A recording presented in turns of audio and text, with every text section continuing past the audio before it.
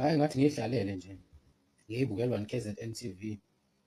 Labafundisi laba ababegcwalise amatende ney'tediyamu. Ngezwa omunye umfundisi ekhuluma laphana ethi mina ngicabanga ukuthi njengoba simthandazela mniwa nje, ngicabanga ukuthi umoya kaNkulunkulu loyo, ngicabanga ukuthi umoya ongcwele loyo. Uthi ayikho leyo nto leyo.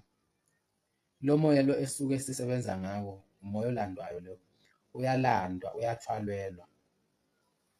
Ngase sengicabanga, ngase ngikhumbula futhi ukuthi ukhona omunye umfundisi owake wayikhuluma into ethi ayifane nale. Uthi-ke yena wake wathelele nje, wezwa ngathi uyaphupha, wezwa ngathi kukhona umoya othile la endlini okhona. Yase isikhuluma le nto lena yathi, uyathanda yini ukuthi ube mkhulu uhlonipheke emhlabeni wonke? Uthi uma ukhuluma into yenzeke, uthi uma uthandazela umuntu esinde ngaso leso sikhathi, bethi abantu uma bekubuka bebona uNkulunkulu kuwena. Uthi wavuma lo mfundisi lona, wathi yebo uyathanda.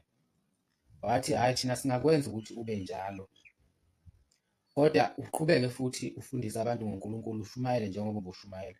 Uthi kodwa umehluko uzobe usuwodwa, uzobe usungasasebenzeli yena lo nkulunkulu ozobe ufundisa ngaye umshumayeza, kodwa uzobe ususebenzela thina. Uthi lo mfundisi kwabe sekugcina lapho-ke bagcina besho njalo.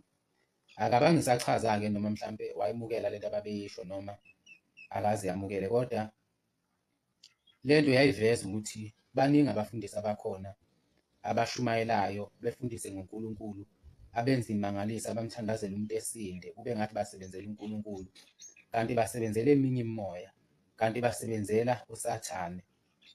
Bese labo bantu ngenxa yokuthi wena uyibone benza imangaliso, bese uy'tshela ukuthi wena imangaliso kaNkulunkulu, basebenza ngomoya ongcwele. Kanti isikhathi esiningi abantu abathwele lapho. Ungacabangi ukuthi labantu bonke laba abafundisi laba njengoba benza zonke lezi mangaliso, bengcoba namafutha, eningawazi ukuthi awani nokuthi athathwephi.